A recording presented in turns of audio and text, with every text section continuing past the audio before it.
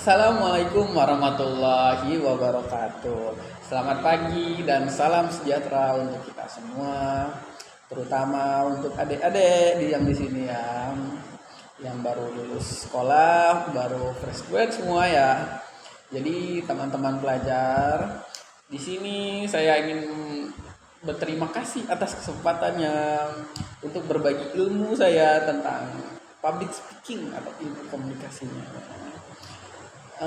Jadi di sini saya Muhammad Aditama sebagai mahasiswa UT ilmu komunikasi, teman-teman ya. Public speaking itu sesuatu yang sangat dekat dengan kehidupan kita, teman-teman, yaitu kemampuan berbicara di depan umum atau public speaking. Teman-teman yang saya banggakan, izinkan saya bertanya, pernahkah kalian merasa gugup, telapak tangan berkeringat, atau suara bergetar ketika berada di atas panggung, atau malah sedang berwawancara atau mempresentasikan sesuatu? Jika ya, it's okay. Kalian itu tidak sendiri. Itu manusia loh. Itu adalah ketakutan utama manusia, itu kecemasan, teman-teman. Orang yang paling hebat sekalipun berbicara itu pasti pernah merasa gugup, teman-teman. Tenang saja. Dan kita akan membahas mengapa ini menjadi hal yang wajar, serta bagaimana mengubah rasa takut itu menjadi kekuatan. Menyadari bahwa kecemasan berbicara di depan umum adalah hal yang dialami oleh setiap orang ya, teman-teman. Jadi penelitian itu menunjukkan bahwa glossophobia atau rasa takut berbicara di depan umum itu adalah salah satu fobia yang paling tinggi, makin umum, makin paling banyak. Artinya, jika kalian merasa gugup, bukan tanda kelemahan, itu bukan kelemahan, teman-teman. Jadi itu adalah tanda bahwa kalian itu manusia. Untuk cemas itu ya biasa, teman-teman. Karena ya itu respon tubuh untuk mempersiapkan diri apa yang akan terjadi di depan, seperti kayak ketakutan atau takut malu, takut menjadi bahan perbincangan gitu, teman-teman. Kita memang nggak bisa ya menghilangkan sepenuhnya ya, tapi kita tuh harus belajar mengelolanya, teman-teman, agar tidak berpengaruh ke depannya. Itu bisa berpengaruh ke peluang karir, dunia kuliah, atau ya mungkin untuk awalnya aja bisa wawancara kerja gitu, teman-teman. Kemampuan berbicara di depan umum tuh bukan lagi opsi soalnya, teman-teman. Itu kayak kebutuhan ya, itu kebutuhan kita untuk maju ke depan, teman-teman. Dalam wawancara kerja, memimpin rapat, memberikan ide dalam diskusi, itu butuh public speaking. Gimana ya, itu menunjukkan kejelasan dan kepercayaan diri dalam berbicara.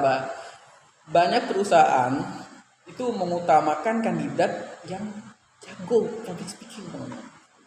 Kayak mereka dari wawancara aja udah tahu, oh ini bisa bersosial nih katanya. Atau bahkan karir jangka panjang pun kemampuan ini bisa jadi peluang bagus, teman-teman.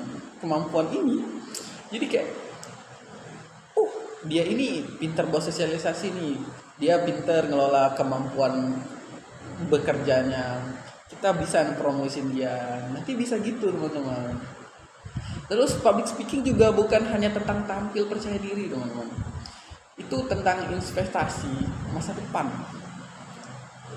Balik lagi yang saya omongin tadi, itu tentang bagaimana kita membangunnya. Terus ada saran praktis ya untuk mengurangi rasa takut dan demi meningkatkan efektivitas berbicara. Oke. Izinkan saya membagikan langkah sederhana namun bertambah besar, teman-teman. Itu pertama, kalian itu harus berlatih secara terstruktur. Latihan itu bukan berarti menghafal kata harus dihafal. Enggak, bukan. Itu tuh kita harus memahami bagaimana cerita yang ingin kita sampaikan, bagaimana apa yang ingin kita bicarakan.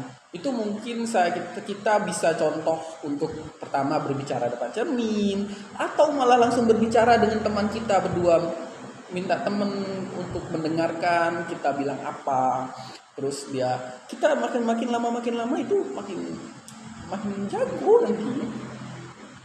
Terus jangan terlalu memaksakan diri untuk terlalu berbicara di depan ratusan, ribuan, malah nggak usah 10 orang aja ya. Kalau kalian masih grogi, ya kalian latihan dulu gitu teman-teman. Kalau kalian langsung gitu, nanti kalian merasa ngedown nanti semakin otak kalian terbiasa dan kecemasan itu bakal berkurang pelan-pelan, pasti berkurang teman-teman. Dan satu lagi, ingat bahwa audiens, orang-orang yang mendengarkan kalian berbicara, itu orang yang ingin mendengarkan, memahami apa yang kalian bicarakan. Mereka itu bukan musuh. Jadi nggak usah takut, mereka itu ingin tahu apa yang kalian sampaikan. Memotivasi audiens juga, itu dalam kalimat-kalimat gini saya ngomong, itu saya mau memotivasi kalian untuk maju. Jadi begitu, kalian juga harus memotivasi audiens kalian, yang kalian audiens kalian gitu. Kalian mau ngomong apa? Kalian harus bilang apa yang ingin saya sampaikan, tegaskan. Bayangkan 6 bulan dari sekarang kalian latihan terus kalian berdiri dengan tenang, menyampaikan ide dengan jelas, mendapatkan apresiasi karena keberanian. Itu seru banget teman-teman. Dan itu semua mungkin terjadi jika kalian mulai hari ini. Pulang dari sini kalian mulai. Oke, dengan ini mungkin semua sudah saya sampaikan ya. Semua ide saya, apa yang saya ingin latihan, yang kemarin-kemarin saya juga latihan ini teman-teman. Apa semua yang saya ingin sampaikan sudah saya sampaikan ya. Dan ya mungkin terlalu sebentar ya untuk teman-teman juga. Di sini saya ingin ucapkan terima kasih kepada semua yang telah menyambut saya, dan untuk teman-teman yang sudah mendengarkan saya ya. Mungkin ada kalimat yang membuat kalian merasa kecil hati atau tersinggung. Saya mohon maaf ya.